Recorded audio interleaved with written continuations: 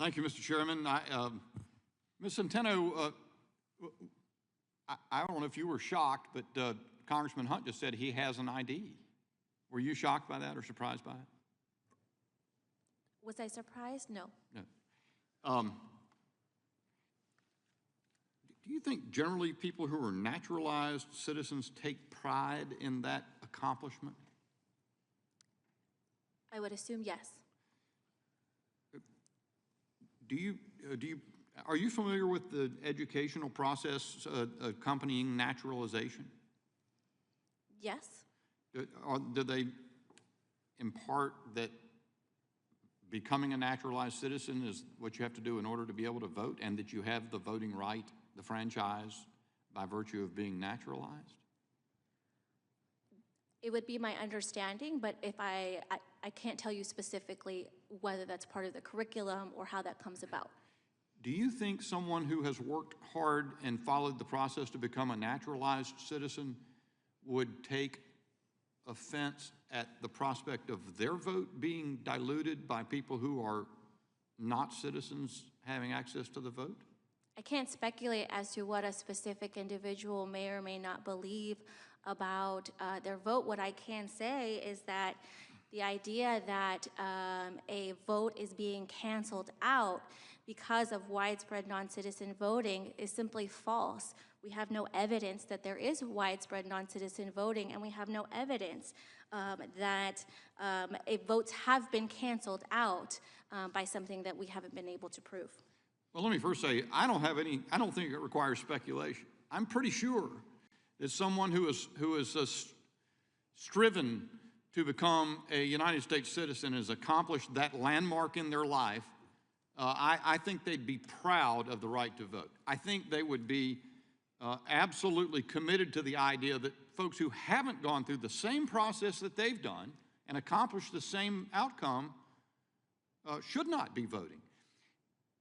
Why is the lack of evidence that it is happening on a widespread basis a reason not to guard against it?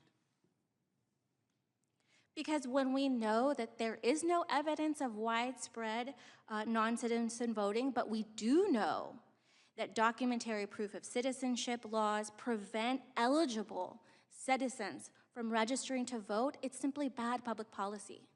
How do they prevent them? We have lots of evidence that documentary proof of citizenship, restrictive voter laws, prevent U.S. citizens from exercising their right to vote by preventing them from being on the voter rolls. Same idea as like Congressman Hunt not being able to get an ID? Obtaining documentation is incredibly difficult for many individuals. That's the same point he was making. I get it. All right, how about that, Ms. Mitchell? What about that? Well, I just don't believe that people in this, the vast majority of people are able to get IDs, they're able to get their documentary proof of citizenship, and they're doing it every day by the millions. The problem is that we don't care enough about our voting system to make certain that we treat it with the respect that it deserves. We require it for people to get a real ID, but not to register to vote, and we make it impossible. We make it very difficult for states to be able to ascertain who is and who is not a citizen for voting purposes. Once they get on the list, I just read during the recess that the Department of Justice sent out a memo today to people all over the country, election officials, reminding them that they are not allowed to remove ineligible voters because now is the blackout period. Well, that's not even actually true. But it just goes to show you that this Justice Department can produce a memo of guidance on issues that it cares about. Right. Well, you say it doesn't. It's not a question that they, I think you meant universally, don't care enough about our voting, but it's actually, there's another prospect there, isn't it? That is, it's not a question of not caring about our voting. It's actually an intention to see to it that the circumstances are chaotic enough that a vote that you depend on that cannot legitimately cast nonetheless has the opportunity to be cast. Isn't that right? That's absolutely right. And they throw around the insults and the accusations that you're a racist, you're a vote suppressor.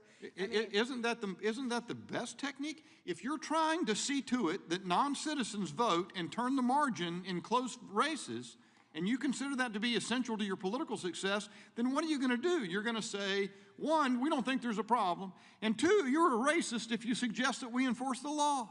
Isn't that what you do if you want to? Absolutely. And the other thing is, there's always this discussion of there's no widespread. Well, number one, how do we know? They don't know. How do we know? We don't know. We can't- know that non-citizens are registering. We know that non-citizens are voting. How do we know whether it is or isn't widespread if we don't investigate it, if we don't make it a priority, if we don't require documentation? As is We don't sometimes know. said, the absence of evidence is not evidence of absence. I thank the gentleman from North Carolina.